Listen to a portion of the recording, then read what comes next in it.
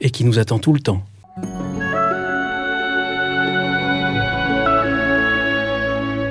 Bonjour aux auditeurs de Zétéo, bienvenue pour un nouvel épisode.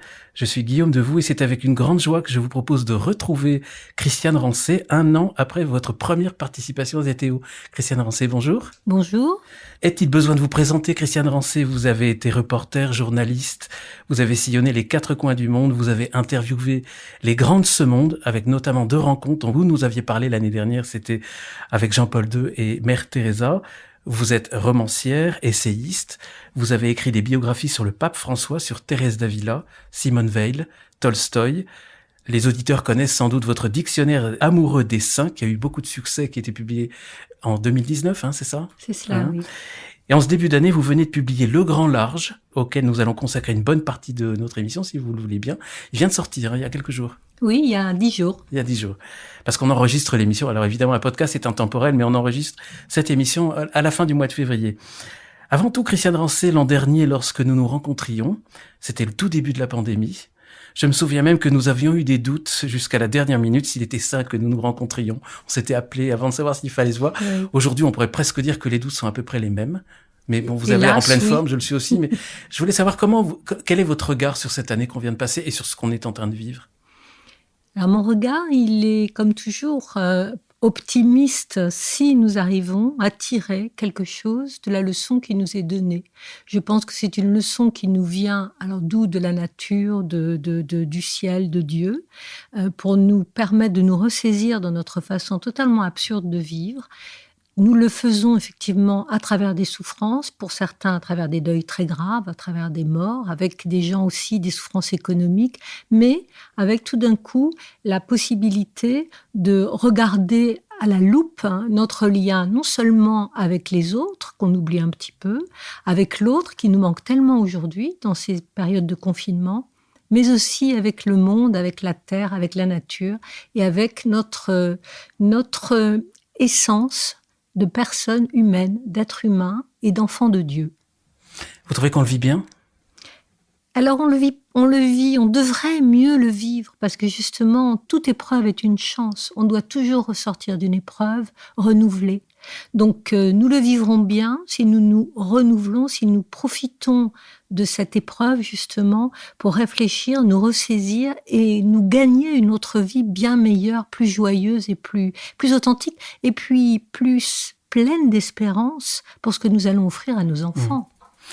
En attendant, on est vraiment tenu par cette pandémie qui nous enferme, qui nous confine, il y a les couvre-feux et c'est le moment où vous décidez d'écrire Le Grand Large. C'est paradoxal, cet appel au voyage, alors qu'on ne peut pas voyager. Alors c'est extraordinaire parce que c'est un livre qui s'est imposé à moi, d'abord parce qu'il y a longtemps que je l'écris. C'est un livre qui est constitué de beaucoup de notes, de beaucoup de méditations, de ce voyage justement en cargo que j'ai fait il y a quelques années. Mais il s'est imposé à moi effectivement quand j'ai commencé à y travailler l'année dernière, tout à fait confiné, à l'abri, dans un état presque d'euphorie qui a été un petit peu l'état de beaucoup de gens au printemps dernier, parce que ce confinement nous a obligés tout d'un coup à comprendre combien les autres nous étaient essentiels. Il y avait cet exemple italien où il y a cette familiarité, cette joie de vivre inouïe dans quoi qu'il arrive. C'est un peuple qui a l'habitude de pas être très aidé, de traverser des épreuves, avec ses balcons qui s'ouvraient, avec ses applaudissements. Donc j'étais un petit peu dans cet état d'euphorie, dans cette campagne totalement vide, ce ciel déserté par les avions. Et là, effectivement, j'ai ressenti à la fois dans la privation du voyage, qui est quand même une partie de mon activité professionnelle, et dans la jubilation de cet espace qui m'était redonné à découvrir, voilà, ce livre s'est imposé à moi.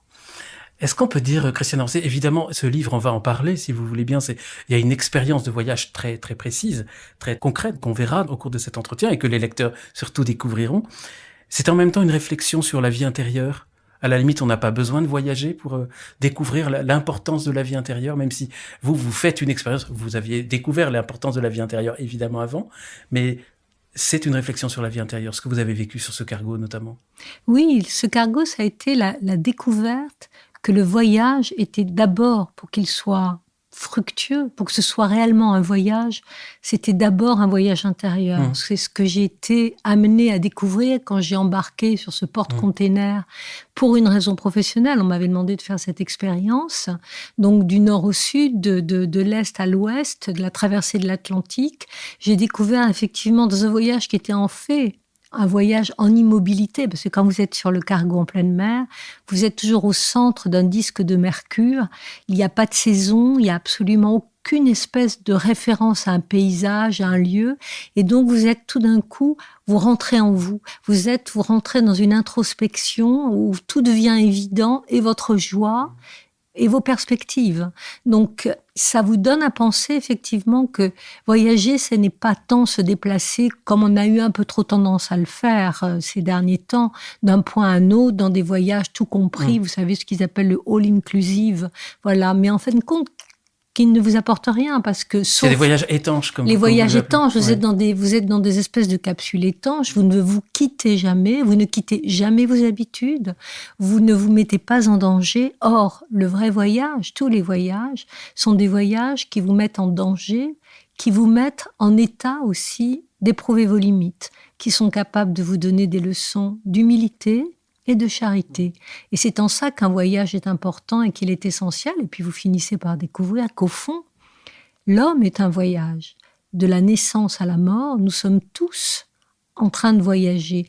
Et ce que j'ai découvert, moi, petit à petit, dans ces voyages, et au cours de cette méditation, à quoi m'a obligé ce voyage, c'est que nous sommes, qui plus est, une petite partie du voyage, de l'immense voyage de l'humanité, depuis la nuit des temps jusqu'à l'avenir qu'elle se construit, et en attendant l'autre grand voyage qui va être celui que décrit Dante et celui que nous annonce effectivement la vie après la mort. Alors on est allé un petit peu vite parce qu'on a parlé du cargo alors que les auditeurs sont peut-être pas dans le contexte, mais qu'ils se rassurent, on va les mettre dans ce contexte si vous le voulez bien. Et je voudrais justement vous proposer, Christiane Rancé, de feuilleter rapidement ce livre avec autant de balises que celles de ce voyage de 300 pages. Il n'y aura pas 300 balises, mais il y en aura quand même une petite vingtaine. Celles qui m'ont personnellement marqué et qui sont peut-être là où on peut trouver quelques clés du livre. Vous êtes d'accord ? Absolument. On démarre. En fait, la première balise, c'est le vrai lieu. C'est par là que commence le livre. C'est le tout début. Vous citez le grand poète Yves Bonnefoy. Il y a longtemps, j'avais imaginé l'existence pour chacun de nous d'un vrai lieu où toutes les choses de ce lieu correspondraient à ce que nous pouvions être et désirer du monde. C'est quoi ce vrai lieu, Christiane Rancé? C'est où? C'est un point géographique, spirituel? Et pourquoi justement l'importance de ce vrai lieu? Alors, c'est une phrase que j'avais notée quand j'étais adolescente parce qu'elle m'avait semblé énigmatique. Et il y a une autre phrase que j'avais notée aussi de Camille Claudel, la sœur de Paul Claudel, qu'on a enfermée et qui a écrit un jour « Il y a quelque chose d'absent, il y a quelque chose de toujours absent qui me hante ». Et moi, j'ai découvert, alors que j'avais une vie tout à fait remplie, avec des enfants, une vie très joyeuse, professionnellement enrichissante, que j'avais parfois ce sentiment d'un manque. J'avais parfois ce sentiment de quelque chose que je n'accomplissais pas. Oui, je vous cite, il y a toujours quelque chose d'absent qui me tourmente. Voilà, qui me hante. Ça, c'est Camille Claudel. Et donc, effectivement, il y avait cette chose qui me tourmentait, mais que ça disparaissait. C'était des états, un petit peu des états, ça revenait de temps en temps. Et donc, j'ai été amenée au cours de ce voyage, et petit à petit, à réfléchir à la phrase de Bonnefoy. Mais qu'est-ce qu'il racontait avec ce vrai lieu? Et puis, pourquoi dit-il que la découverte de ce vrai lieu, ça pourrait être la fonction même du voyage? Et dans cette même phrase, il parle d'un état de transparence. Un lieu qui nous mettrait dans un état de transparence. Et donc, j'ai commencé à réfléchir en me disant, mais est-ce qu'il s'agit en fin de compte de se trouver bien à l'ombre d'une plage ou sur une plage ou plutôt dans la montagne? Et vous découvrez que petit à petit, non, ça n'est pas ça le vrai lieu. Ça peut être effectivement un point d'ancrage géographique et en le cherchant, ça vous fait découvrir vos affinités avec ce monde, avec la création, et ça renoue des contacts et des liens très profonds avec la création, parce que nous sommes aussi les enfants de cette terre. Donc, cette première recherche qui est géographique vous fait comprendre ça, mais ensuite vous réfléchissez sur cet état de transparence, et vous comprenez en fait que ce vrai lieu, c'est le moment, je crois, où chacun embrasse ce qui est sa vocation sur cette terre, à condition qu'ils la cherchent.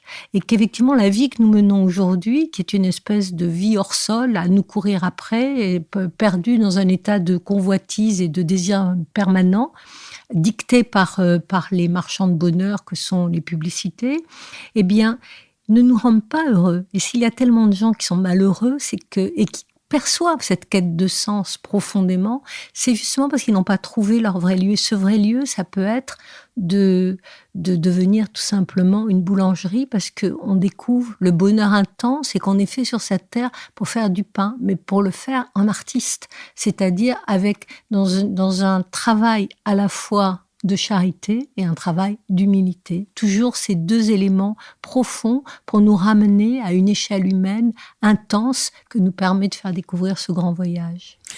Et le cargo a été un vrai lieu? Alors non, le cargo n'a pas été le vrai lieu. L'océan ne peut pas être mon vrai lieu. Mais le cargo m'a permis de rentrer dans un état de joie absolument immense, dans une espèce d'état d'allégresse indicible. J'ai eu la sensation, jour après jour, sur cet amas de ferraille qui traversait l'océan, parfois avec de la mer, et parfois dans un état de langueur totale de l'océan. J'ai eu l'impression qu'il y avait une main qui tenait mon cœur. J'étais en suspension entre le ciel et la mer, et j'étais au plus proche de la lumière, et cette lumière m'a donné à réfléchir aussi sur son essence même, qui ne pouvait être qu'une essence divine. Et c'est vrai que ça a été, non pas un vrai lieu, mais l'outil qui m'a permis de mieux le chercher, d'essayer de comprendre cette phrase de bonne foi, et qui m'a permis effectivement de comprendre la relation que chacun a, qui est une relation avec le monde qui ne peut être, à mon avis, que religieuse, c'est-à-dire au sens étymologique, quelque chose qui nous relie à Dieu, un lien à Dieu par l'autre et par la beauté du monde. Cette expérience sur le cargo, vous ne vous attendiez pas à avoir ce type d'expérience quasiment pas du tout. extatique? Non, c'est justement ça. J'ai vécu, je crois, ce que certains vivent quand ils sont au désert, dans une nuit au désert, ce que Pascal appelle sa nuit de feu, cet état d'extase absolument entier qui est indicible. C'est extrêmement difficile de l'expliquer, parce que vous êtes dans un état de jubilation, de légèreté, et en même temps dans un état d'incroyable acuité. C'est-à-dire tout d'un coup, tout ce que vous voyez vous apparaît dans son évidence et dans son essence. Vous avez une espèce de capacité inouïe à voir, à entendre, une capacité presque sensorielle, qui est cette santé essentielle dont parle Rimbaud, cette capacité d'attention dont parle la philosophe Simone Weil, et cet état qui vous amène à cet état de transparence, c'est-à-dire à ce que rien en vous ne fasse plus obstacle à la lumière. Et quand je dis rien, c'est plus aucune convoitise, plus aucun désir mortifère, plus aucune de ces petites envies, de ces frustrations, de ces besoins dans lesquels nous nous perdons et qui nous perdent. Ce sont ces choses qui obnubilent, qui mettent ces nuages entre nous et la lumière. Et cet état de transparence, c'est effectivement de trouver un endroit ou une expérience qui nous fait découvrir effectivement qui nous donne cette transparence inouïe dont quelqu'un nous a donné l'exemple absolu, qui est Jésus-Christ. Vous écrivez dans le livre, Christiane Rancé, que vous, à ce moment-là, vous étiez en train de vivre un moment d'apathie dans votre vie, peut-être un moment d'assédie, je ne sais pas, parce que vous êtes en même temps une femme qui a des profondes convictions, que je connais un petit peu. Je ne sais pas si vous êtes une femme de certitude, mais au moins de conviction, ça oui. Vous aviez besoin de cette mise en danger, en quelque sorte, parce que entre nous, une femme allait s'aventurer comme ça sur un cargo seul au milieu de l'océan avec des Philippins, des hommes dont elle n'a pas la culture commune. C'est pas évident, c'est une mise en danger quand même. Alors c'est une mise en danger ça n'a pas été tellement ça qui m'a fait peur, parce que j'avais déjà l'habitude de sillonner un peu la planète dans des endroits qui sont pas des endroits spécialement touristiques non plus. Donc, je connais un peu les codes pour me mettre à l'abri. Il y a des codes vestimentaires, il y a des codes d'attitude, il y a une façon de se renseigner avant de partir sur la façon dont il faut absolument se vêtir et des choses qu'il ne faut pas faire pour rester un peu transparent. Et plus vous êtes transparent, plus le monde se révèle à vous en plus. Quand je dis transparent, c'est-à-dire là, dans une autre définition, c'est-à-dire ne pas être visible comme une espèce d'élément étranger, un virus. Donc, non, la peur que j'avais, c'était un peu la peur de l'isolement. C'est de me retrouver toute seule, sans aucune possibilité de me distraire. C'est-à-dire, il n'y avait pas de téléphone, il n'y a pas de télévision, il n'y a pas de radio, il n'y a absolument rien sur un porte-container. Il n'y a même pas de sensation de déplacement, puisque, comme je le disais, vous êtes toujours au centre de ce disque de mercure. Puis on voit quasiment pas la mer. Ah si, ça quand même, il y avait cette espèce de balcon au 5e étage. Et vous dites quand vous êtes sur le 5e pont. Voilà, il y avait donc ma cabine, il y avait un hublot, je ne voyais rien, mais il y avait cette espèce de petit pont au-dessus de la mer, par-dessus. Et si, il y a quand même, heureusement, on voit la mer. Ça a été une contemplation inouïe, continue chez moi. Mais ce dont j'avais peur, c'était ce moment c'était mon propre gouffre, en fait. C'est-à-dire, tout d'un coup, d'être amené à des angoisses, d'avoir des remords. Ce que beaucoup de gens qui partent notamment dans le désert, ou beaucoup de gens qui se sont retrouvés confinés, c'est-à-dire réellement confinés, qui ont eu le malheur d'être tout seuls dans leur appartement pendant le premier confinement, sans aucune possibilité de sortie, encore avait-il un téléphone portable, mais en tout cas totalement privés de liens, sans rapport avec leur quotidien, en orbite de leur propre vie. Et là, effectivement, vous pouvez dévisser très très vite. Et ça, j'en avais un petit peu peur. Or, il s'est passé la chose tout à fait contraire. C'est que le fait de me retrouver totalement isolée m'a rendue éminemment légère. Oui, vous parlez d'une expérience extatique. Vous rentrez sur le cargo et tout de suite, il y a une expression que j'aime bien, j'ai le cœur en cargo et l'esprit en voyage. Vous êtes parti en voyage. Votre vie spirituelle on en avait parlé, vous pratiquez l'oraison, vous êtes très proche de la spiritualité carmélitaine. C'était comment sur un bateau? Alors, très curieusement, au moment où je suis partie, le cargo m'a permis de rentrer dans cette logique. Je dirais d'une certaine façon, grâce au cargo, j'étais déjà très croyante. J'ai la foi du charbonnier. Bon, ça je remercie le ciel de m'avoir octroyé cette foi. Mais c'est sur ce cargo, c'est à cause de tous les voyages auquel il m'a amené à réfléchir et à entreprendre, que j'ai compris effectivement l'importance, la profondeur et ce que disait cette nécessité d'un lien religieux avec le monde. Mais la prière m'est venue d'une façon spontanée.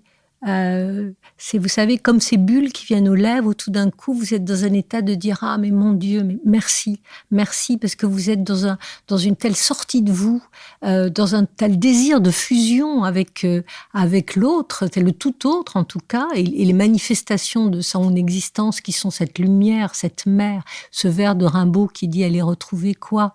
L'éternité, c'est la mer aller avec le soleil, et là vous le vivez, vous faites cette expérience de joie inouïe, vous comprenez d'où il a pu tirer ces vers, et donc vous avez ce merci qui vous monte aux lèvres. Vous parlez d'état d'exultation. Oui, voilà, j'étais dans un état d'exultation que j'ai manifesté quand j'étais sur le cargo par la prière. Effectivement, là, il y a quelque chose de l'ordre de l'hymne même qui m'est revenu et sous la plume, parce que j'ai tenu un journal, et le soir en me couchant, le matin en me levant, j'étais dans un état d'exultation, on va dire, d'oraison permanente.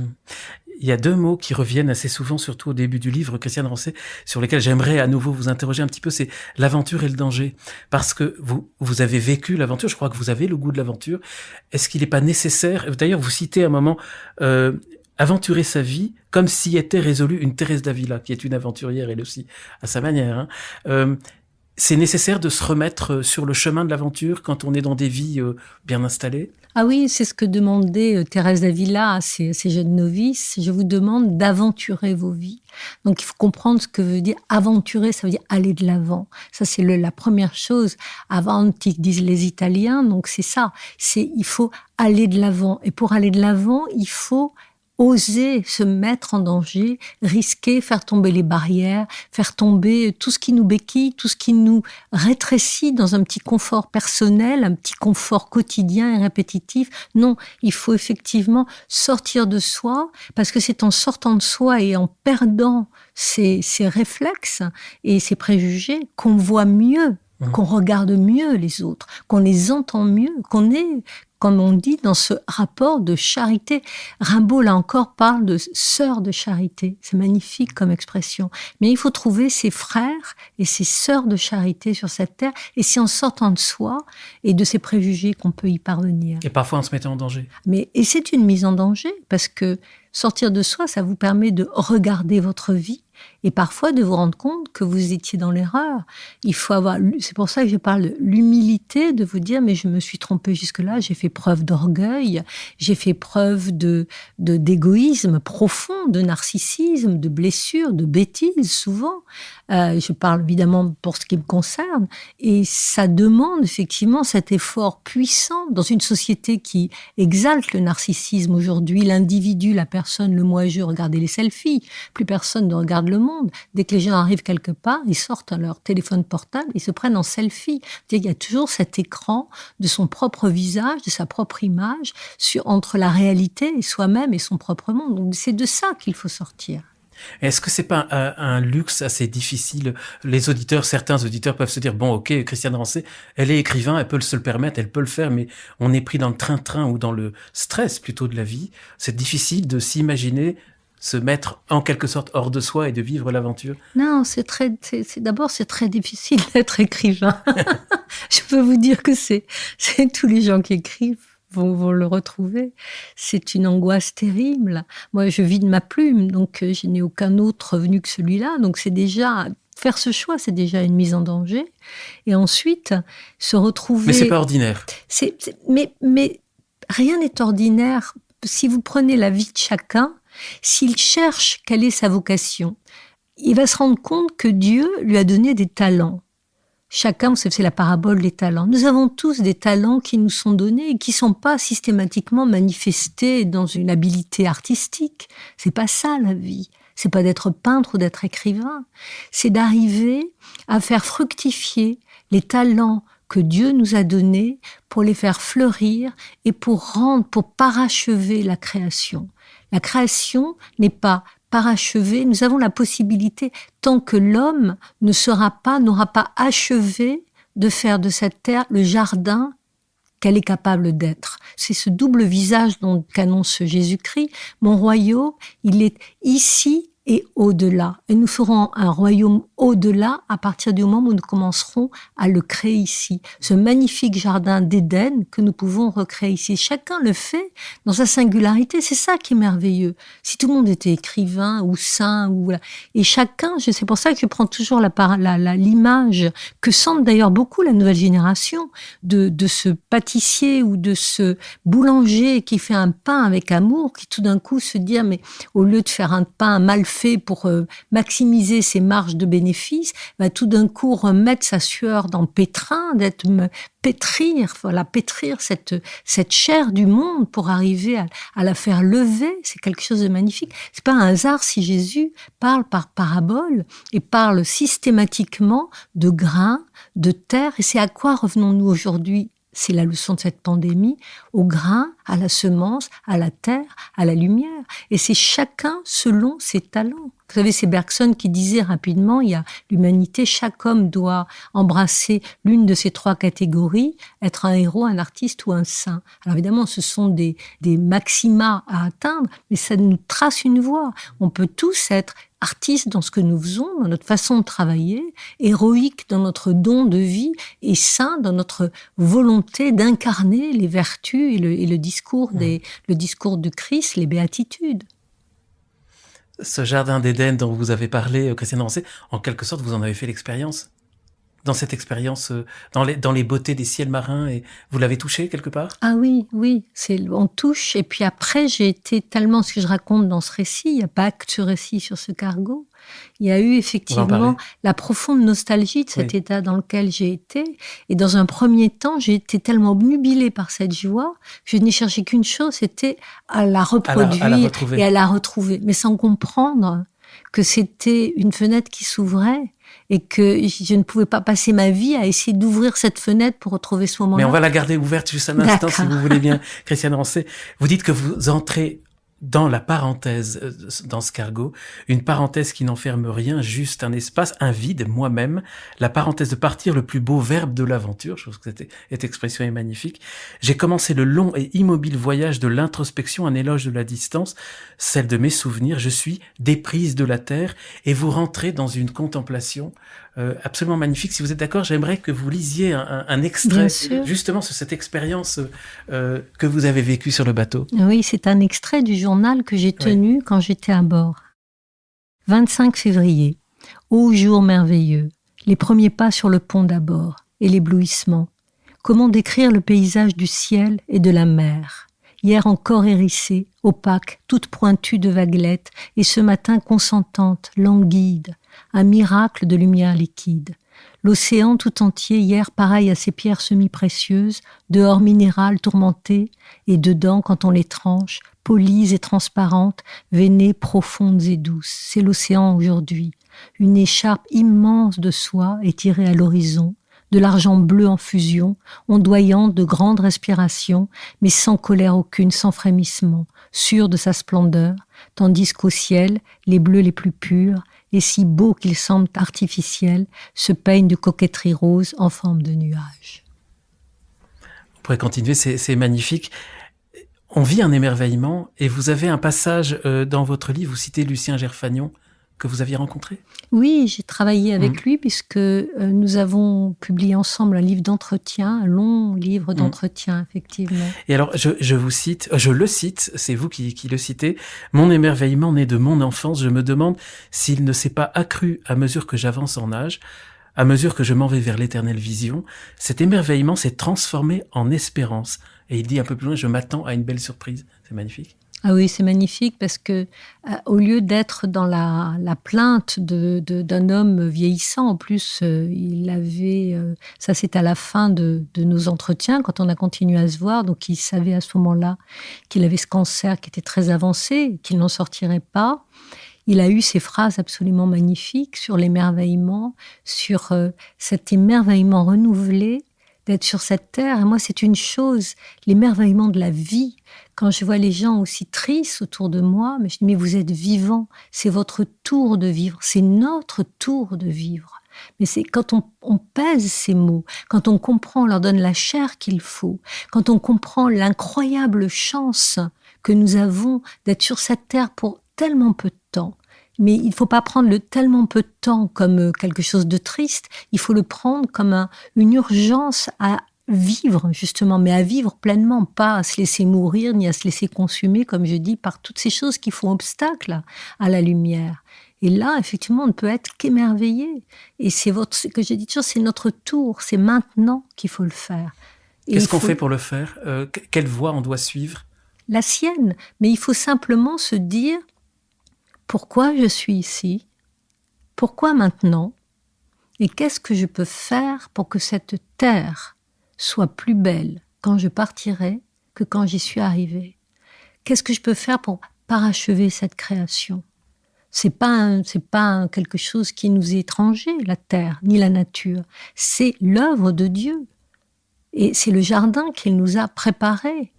Et je crois qu'à partir du moment où on commence vraiment à penser comme ça, le désespoir se transforme en espoir, en espérance, cette espérance en charité, parce qu'on est tout à fait conscient aussi que tout ce que nous faisons finit par avoir un but.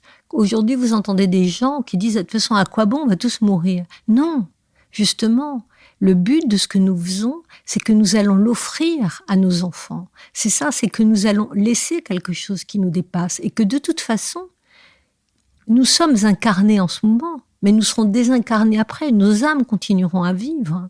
Et il va y avoir cette espèce de communauté, de communion entre les âmes incarnées, celles qui sont au purgatoire, c'est la fameuse histoire de la Divine Comédie de Dante, et cette communion de prière, cette communion d'action pleine de fleurs, de semences, de sève que nous pouvons entreprendre ensemble. Moi, je suis toujours ahurie quand je vois comme la vie est courte et la façon dont les gens s'astreignent à se faire du mal, à se rendre malheureux, c'est quelque chose qui pour moi est de l'ordre. Je suis réellement authentiquement ahurie, absolument abasourdie et pas désespérer, parce qu'il ne faut pas désespérer de la nature humaine, elle est tout à fait capable du plus beau, mais désespérer de ce manque de lucidité. Lucidité, c'est Est-ce que c'est pas ça les petites maladies de terrien, celles que vous avez éprouvées dès votre retour, une fois que c'était fini le cargo?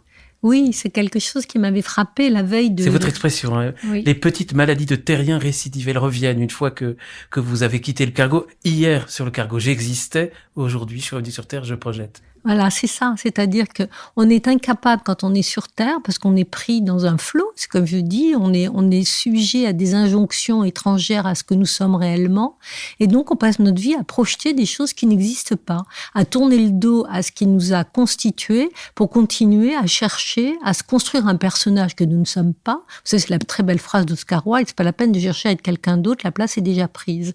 Mais au lieu de chercher à être ce que nous sommes réellement en essence et en puissance, nous cherchons à avoir, voilà, nous cherchons à nous constituer, à nous remplir, mais pas de prière, pas de lumière, pas d'amour. Non, on se remplit d'objets, et si possible, l'objet que les autres ont. Pas ceux qu'on va chercher nous-mêmes, parce qu'on pourrait aussi en créer des beaux, des satisfaisants, des qui peuvent rendre les autres. Non, on veut ce que l'autre a. Et c'est effectivement ce sur quoi toute notre société est construite, voilà, qui est la frustration et la convoitise. Je suis frappé par ce que vous écrivez juste un petit peu après dans le livre qu'on est en train de continuer de feuilleter, Christiane Rancé. C'était cette nécessité du saut hors de soi pour justement s'extraire de cette quotidienneté qui nous tue en quelque sorte à petit feu. Et là, je vous cite, si vous le voulez bien, « Ce voyage fut mon premier saut hors de moi. Je me suis totalement oublié pour m'unir, me fondre, me dissoudre dans quelque chose d'autre, ici, la beauté du monde qu'il m'a été donné de voir. Je ne me suis pas faite voyante, la mer a opéré cette métamorphose. » C'est beau, cette métamorphose, c'est très fort. Il faut sortir de soi pour faire la métamorphose. Il faut se métamorphoser tous les jours. Et il y a effectivement ce vrai lieu dont parle Yves Bonnefoy. Il y a ces rencontres qui peuvent être aussi des rencontres amoureuses, des rencontres d'amitié. Il y a ces expériences qui quelquefois peuvent aussi être vécues dans le négatif, sauf que là, la douleur peut vous broyer, mais il y a aussi l'épreuve de la perte que certains font, de la souffrance, du deuil, qui tout d'un coup vous sortent de vous. Alors, d'une façon, c'est le pendant, très malheureux, mais vous oblige aussi à ressaisir ce qui vous est arrivé. C'est ce qu'on disait tout à fait au début, voilà. Il nous arrive quelque chose pour la première fois mondialement, une épreuve que nous vivons tous mondialement. Il y a eu un frémissement de bonheur à cette cohésion et à ce regret d'un temps où tout le monde pouvait s'embrasser, voilà, et qui a été magnifique. Donc il faut comprendre ce que ça nous dit et il faut se ressaisir. Et là, c'est une chance de ressaisissement. Et il m'a été donné, effectivement, par ce cargo, d'entre-apercevoir quelque chose, d'avoir une entrevision, un ciel qui s'ouvre, mais qui s'ouvre vers des hauteurs que je n'imaginais pas, et où j'ai profondément ressenti. Alors, c'est très difficile de dire la présence parce que c'est la présence de Dieu, parce que ça donne quelque chose d'inatteignable pour les autres. Mais en tout cas, j'ai ressenti que j'étais constituée, que chaque fibre de mon corps était constituée par ce grand projet divin, effectivement, d'un monde qui pouvait être beau. On comprend ce que vous avez vécu dans ce cargo et on a du mal à le quitter. Moi, j'ai du mal à le quitter. J'étais bien dans ce cargo avec vous en lisant ces pages, Christiane Rancé.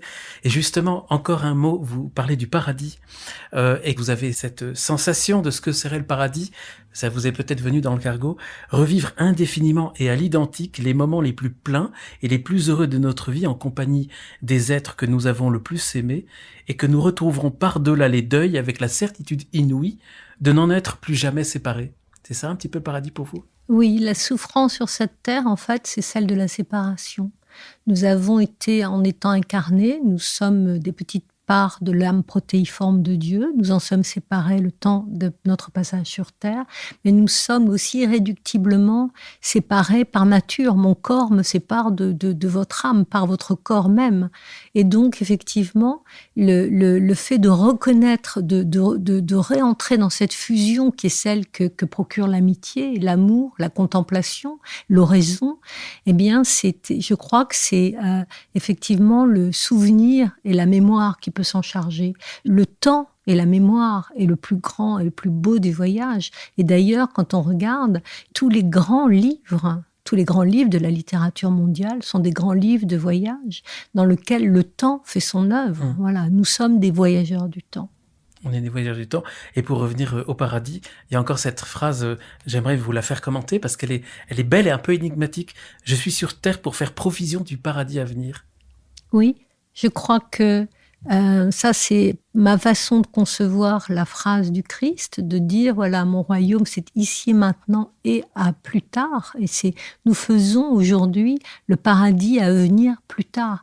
Et je suis ici puisque je pense que si je peux rentrer, si j'ai la chance d'être élue, d'avoir accès au paradis, eh bien, j'espère, alors évidemment dans la lumière de Dieu, parce que je ne vais pas réduire non plus le paradis à mon expérience sur Terre, mais en tout cas, si le paradis tel que je le conçois, c'est de pouvoir revivre indéfiniment tous les moments de grâce, les moments d'amour, les rencontres, les moments de joie, la naissance de mes enfants, exactement comme j'ai pu les vivre sur cette terre et les revivre à l'infini, alors mon infini sera encore plus infini s'il est dense de tous ces souvenirs. Et c'est donc sur Terre que je suis amenée à créer de la joie, à créer des échanges magnifiques, des communions, des partages, pour densifier ce cours du temps par la chair de mes souvenirs, de mon vécu, si ce vécu est joyeux. Et je crois que ça, je crois qu'il y a une très grande différence à faire entre il y a des jeux de mots, et effectivement je crois que le paradis c'est l'éternité, l'enfer c'est la perpétuité. Voilà, et je crois que le mal, quand on dit il est enfermé à perpétuité en prison, bien le mal c'est à perpétuité. Et la prison d'ailleurs, ce qui m'a amusé, c'est de me rendre compte après avoir trouvé ce titre Le Grand Large, c'est que quand on libère quelqu'un, on dit qu'il connaît l'élargissement de sa peine. Voilà, c'est tout d'un coup, on lui offre ce grand large, qui est le grand large de la vérité, le grand large de la liberté, et le grand large, effectivement, de l'aventure au sens propre, de celle que définissait Sainte Thérèse d'Avila. Alors justement, ce grand large, il vous a permis de prendre conscience et de sortir de cet état que vous nommez l'état de semi-somnambulisme, qui nous guette tous, ou dans lequel nous sommes plus ou moins tous endormis, et en quelque sorte vous en êtes sortis, et vous avez des mots assez durs sur le monde contemporain dans lequel nous vivons, qui est un monde dans lequel nous vivons tous comme un troupeau qui suit les injonctions, et vous dites que j'en faisais partie, on en fait tous partie. À vous lire, il faudrait presque même interdire la publicité, Christiane Rancé. Alors, interdire, c'est une absence de liberté, mais en tout cas, je pense qu'il faudrait effectivement donner une éducation qui n'aura jamais lieu, puisque nous sommes dans un système de marchands. Nous nous sommes réduits à n'être plus que des consommateurs. Il y a les marchands et les consommateurs, et puis après, il y a tous les mots d'ordre pour nous faire consommer davantage et nous donner à croire que ce que nous consommons, c'est ce qui va nous donner du bonheur et du sens. Mais en tout cas, ce qu'il faudrait, c'est qu'il y ait une éducation beaucoup plus accrue qui mette les enfants en contact avec les livres, avec le verbe, avec la parole, avec l'essentiel, avec la beauté du monde, qu'il y ait et que de même, ils découvrent le livre des livres qui sont les évangiles. Oui, pour sortir de cet état de somnambulisme ou de ce que vous appelez l'état de digestion satisfaite, de médiocrité dans lequel on vit très souvent. Oui, les gens sont heureux d'afficher, on leur explique qu'on leur donne des modèles, de faux modèles. Ces modèles sont assortis d'accessoires, c'est telle voiture, c'est tel voyage dans tel endroit, enfin tel voyage, tel déplacement dans tel endroit, c'est telle piscine, c'est telle marque de chaussures. Et vous avez aujourd'hui des gens qui se promènent, qui sont des hommes sandwich. C'est très amusant quand on regarde le cours du temps.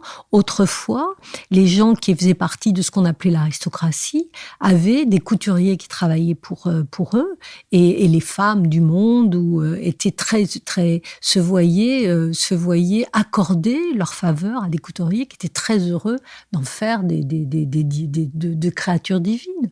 Aujourd'hui, ce sont les couturiers qui sont devenus des stars, et vous voyez les gens afficher la marque des couturiers d'une façon ostentatoire, parce que pour bien montrer qu'on l'a payé cher, donc on gagne beaucoup d'argent, donc on est heureux, puisque si on a de l'argent, c'est qu'on est heureux, et si on est heureux, on le montre, et si on le montre dans des objets de consommation. Et ça donne, effectivement, une absence de sens, un désespoir profond et une dépression chronique de toute la société. Comme ce livre parle beaucoup du voyage, on parlait du voyage, vous critiquez beaucoup le consumérisme de ce que vous appelez les voyages étanches, qui n'ont rien à voir avec le véritable...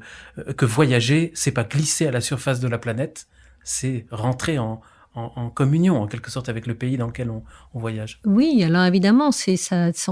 On a beau jeu de me dire, et je le comprends très bien, et je l'entends, mais toi, tu peux parler, tu as de la chance, tu as fait 14 fois le tour de la planète, tu es allé visiter. C'est vrai, j'ai été payée pour ça, ça a été mon métier. Et vous étiez attendue à chaque fois. Et j'étais attendue, et je l'ai fait d'une façon extraordinaire, puisqu'en général, je partais, je préparais, j'allais raconter une histoire, donc je n'allais pas au bord de la plage, bien évidemment, mais ça m'a permis de connaître des cultures, enfin de les approcher d'une façon un peu plus profonde, alors qu'aujourd'hui, il ne s'agit pas de voyager, c'est du tourisme. C'est devenu aussi un bien marchand et ça fait partie de ces accessoires pour montrer qu'on est riche, pour montrer qu'on est dans le vent. Il y a une espèce de rivalité, on se met, alors on fait et on ne voyage pas. On va faire Bali, on va faire la Thaïlande, on va faire, alors il y a des lieux à la mode, donc les gens s'engouffrent en masse dans des avions qui dévastent la planète. Ça a peut-être changé maintenant, parce que justement, je sais pas, on commence à changer de regard, non? Alors, on change de regard, mais je suis tombée sur un article qui parlait ils appellent ça évidemment, sont les Américains, je crois que ça s'appelle The Traveled Revenge,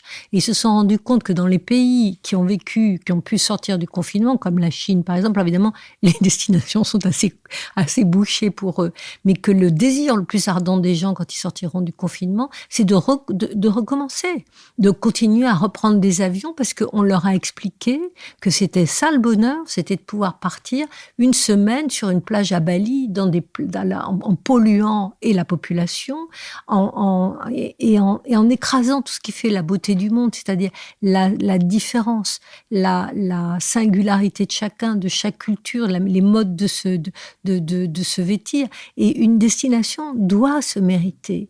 Et ça se mérite dans une préparation, et ça se mérite en retrouvant une échelle humaine. Il était difficile autrefois d'aller à Bali, ça, il fallait traverser des océans tempétueux, il fallait risquer sa vie, il fallait se mettre en danger, il fallait sentir le temps changer, il fallait sentir du climat océanique, on passait au climat tropical, de degré en degré, et il y avait un voyage dans sa vie. Mais vous ne croyez pas que ça va changer justement, et que justement le monde d'après, on espère peut-être un monde d'après de cette pandémie, même si il tarde à venir, vient du fait qu'on a pris conscience aussi qu'on était dans un consumérisme, et puis je pense aux chrétiens qui sont très influencés par Laudato aussi, par exemple, du pape François. Vous ne pensez pas qu'on va changer justement ces choses-là, et qu'on voyagera moins gratuitement? Je crois que ça va être difficile pour deux choses. La première, c'est qu'effectivement, ce tourisme-là, ça a permis quand même à beaucoup à l'État, aux institutions, de rendre acceptables des conditions de vie qui ne sont plus. Vous avez maintenant des gens qui sont enfermés à 8 avec des prix extravagants dans un appartement, et ils ne rêvent que d'une chose, c'est effectivement le week-end de pouvoir prendre un avion pour 30 €, et ça leur coûte moins cher que de rester chez eux, et de pouvoir tout d'un coup respirer, pensent-ils, ou ont-ils cette impression, mais de toute façon, effectivement, de sortir de ces espèces de cellules de prison, de petites cellules de prison dans lesquelles ils sont dans leur quotidien. Et ça, le tourisme a assuré cette fonction. Tous les efforts qui n'ont plus été faits, les efforts d'urbanisme, les efforts d'enjolissement de la ville. Regardez les villes, pardon, je ne vais pas jouer les passéistes, mais l'état de crasse et d'abandon dans lesquels sont les agoras, les espaces publics. C'est épouvantable. Donc les gens ont besoin maintenant, il y a une surpopulation. Et puis des villes qui se ressemblent toutes. Hein, et puis là, mais en plus, voilà, ce qui est terrible, c'est que tout se ressemble maintenant. Si vous avez les mêmes grandes marques dans toutes les mêmes villes, avec les mêmes personnes qui passent, qui se vêtissent tous de la même façon. Et donc, on a besoin de plus en plus d'exotisme pour ne pas voir ce qui se passe chez soi. Et on oublie que ce qui se passe chez soi, on en est responsable. Nous sommes responsables de ce qui se passe chez nous. Donc, il y a cette fonction qui est une fonction pour sortir d'un état anxiogène, qui est un état une fonction tranquillisant de ce tourisme-là. Et là, ça va être difficile d'y renoncer. Vous voyez, les gens, là, disent vivement qu'on puisse repartir. Or, c'est très exactement parce qu'on est parti comme ça qu'on est dans cet état. Cette pandémie, elle est due effectivement à des bouleversements écologiques, des dévastations écologiques qui continueront si nous continuons. Alors je vais en profiter parce que le temps passe pour faire un raccourci que vous me pardonnerez, j'espère, parce bien que sûr. Vous aussi, finalement, vous avez voulu repartir. Oui, bien sûr. Peut-être pas pour les mêmes raisons, mais vous avez voulu revivre cette expérience du cargo. Voilà, moi j'ai essayé de revivre. Je pensais qu'effectivement, je pouvais être dans un retour éternel, perpétuel, et j'ai voulu...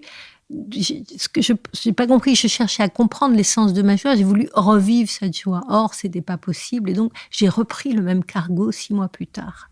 Oui, et puis ça va pas très bien se passer. Et ça va très mal se passer. D'abord parce qu'effectivement, j'ai eu peur de ne pas revivre ce que j'avais vécu. Et ensuite, là, je partais pour mon loisir, alors qu'auparavant, j'étais partie professionnellement. Donc, j'avais une espèce d'énorme remords vis-à-vis de ma famille, parce que j'avais l'impression de les abandonner pour cet état de joie incroyable. Et ensuite, parce qu'il y a eu une tempête, parce qu'on oublie que la Méditerranée est une mer très dure, et que je me suis retrouvée partie de Marseille, après une nuit de tempête, il y a eu des avaries, donc des containers qui sont tombés à l'eau, en avarie au port à Barcelone. Et là, on m'a annoncé qu'on allait peut-être devoir rester le temps de faire les inventaires pendant au moins 10 jours. Et là, tout d'un coup, autant la haute mer est quelque chose qui est un état magnifique, autant le port marchand est un endroit de déréliction totale. Donc, j'ai débarqué de mon cargo. Et puis, d'ailleurs, vous dites que vous avez, pour le coup, l'impression d'avoir fait naufrage. Et j'ai tout à fait eu l'impression de faire naufrage, parce que j'avais pendant 6 mois tellement préparé, rêvé, j'étais restée suspendue à ce nouveau départ, à ce moment d'attente. Je me suis rendu compte que c'était moi-même qui n'avais pas aventuré ma vie, qui n'était pas allée jusqu'au bout de cette expérience. C'est justement ça qui m'avait un tout petit peu surpris, Christiane Rancé, c'est que vous vouliez recommencer comme si cette première expérience avait été insuffisante. Je crois qu'elle a été tellement suffisante, tellement immense que j'ai voulu la revivre. J'ai voulu la revivre pour comprendre son essence et puis pour me retrouver dans cet état, dans ce lieu, en haute mer, dans cette lumière incroyable. Sauf que on ne revit jamais les choses 2 fois de la même façon. Et donc, j'ai débarqué, mais ça a été très salutaire. Parce que j'ai compris qu'en fait, c'était pas cette joie-là, je pouvais la retrouver ailleurs, que je ne l'aurais jamais revécue de la même façon, parce que je l'avais déjà vécue une fois. Et que donc, j'ai continué mon voyage, c'est-à-dire je suis allée là où ce cargo devait jeter l'ancre, là où il devait me débarquer, c'est-à-dire en Argentine. Et j'ai continué ce voyage à pied, en Argentine, en Amérique. Et vous avez des mots sur l'Argentine, enfin, on sent que vous êtes très lié, vous avez un attachement très fort à l'Argentine, à la littérature argentine et au paysage. Ah oui, parce que il y a un espace absolument extraordinaire.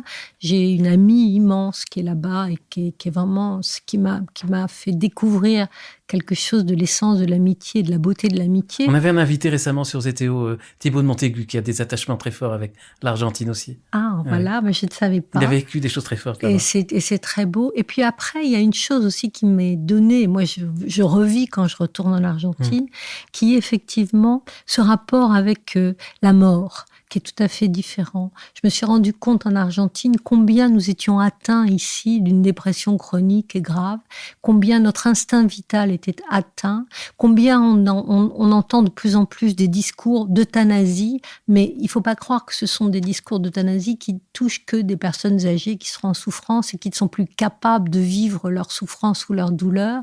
On renonce absolument à tout et on pense que la mort est la solution. On est plus jeune, on meurt, il faut mourir.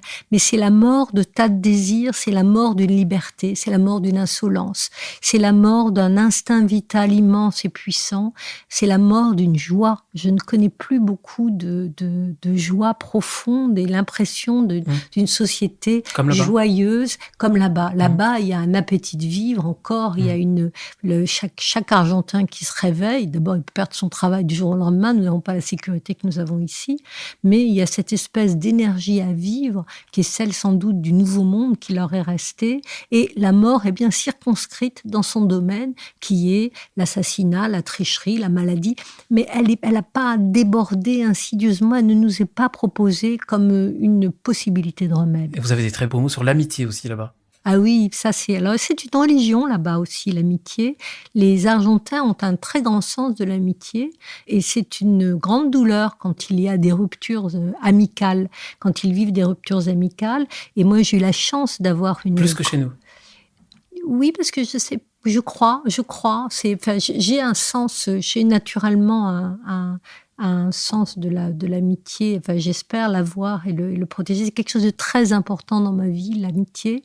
C'est quelque chose que Simone Veil, la philosophe, m'a donné à comprendre en expliquant qu'effectivement, dans les affections humaines qui nous lient à l'autre, c'est une affection qui est très très belle parce que elle est dépourvu de tout instinct vital. C'est pas l'instinct biologique, c'est pas l'amour de la mère pour l'enfant ou de l'enfant pour sa mère ou de l'homme pour la femme ou la femme pour l'homme. Il n'y a pas de désir sexuel dans l'amitié. C'est quelque chose de purement gratuit, ce parce que c'était lui, parce que c'était moi, dont parle si magnifiquement Montaigne.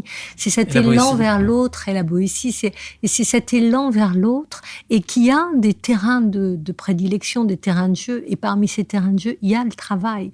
C'est effectivement, si vous arrivez à trouver cette amitié dans des rapports qui vous sont donnés naturels de rencontre, qui sont les lieux, une fois qu'on a quitté l'école, les lieux de rencontre, ce sont les lieux de travail. Et si vous arrivez effectivement à remplir cet espace de l'un à l'autre par l'amitié dans une œuvre commune faite à plusieurs, dans une communion, alors vous arrivez effectivement à façonner une partie des fleurs et des arbres du paradis.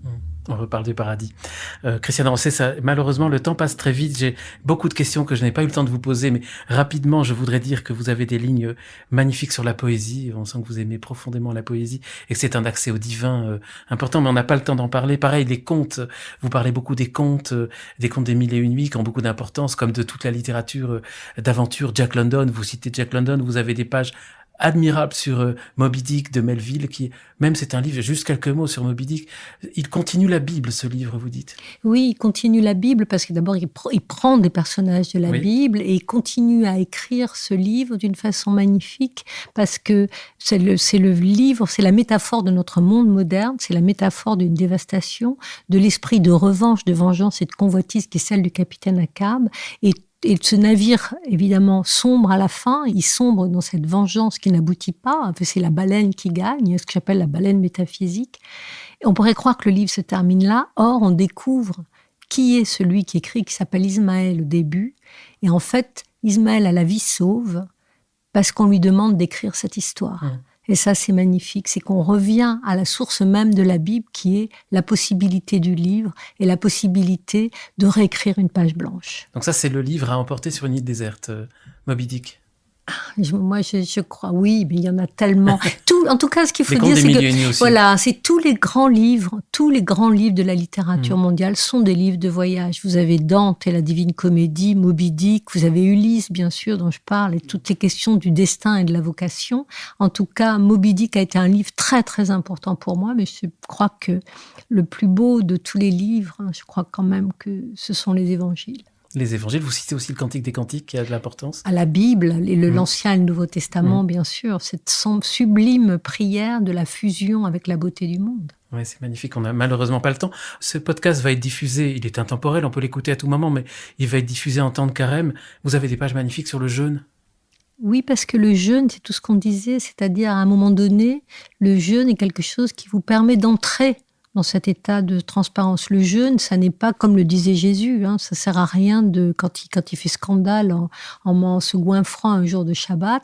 C'est exactement ce qu'il faut se dire. Le carême, ça n'est pas de renoncer au foie gras ni à la viande, c'est de renoncer à tout ce qui nous encombre et tout ce qui nous engraisse l'âme, tout ce qui la plombe, tout ce qui lui cache, l'empêche d'être dans cet état de transparence. Bon, j'espère que les auditeurs me pardonneront parce que là, ça vient un peu en vrac, mais je voudrais profiter d'être encore avec vous, Christiane Rancé. Sur la peinture, Monet dit quelque chose d'absolument magnifique. Vous dites, à la fin de sa vie, Monet désirait faire de l'espace une essence mystique et peindre l'air qui tient les choses. C'est très frappant. Je crois que c'est quelque chose. Je crois qu'il a compris effectivement toute cette notion que moi j'ai pu voir sur ce cargo de la lumière qui porte en fait, la lumière qui est ce fluide qui nous tient tous ensemble, qui tient la beauté du monde et nous tient dans la beauté du monde. Alors juste vraiment pour finir, vous parlez de l'autre voyage. Cette dimension de l'oraison dans le voyage que vous avez même découverte auprès des peuples qui pratiquent le chamanisme, où vous parlez des Inuits, avec beaucoup de respect, ça, j'ai beaucoup aimé ce passage dans le livre, l'autre voyage et l'importance de l'oraison.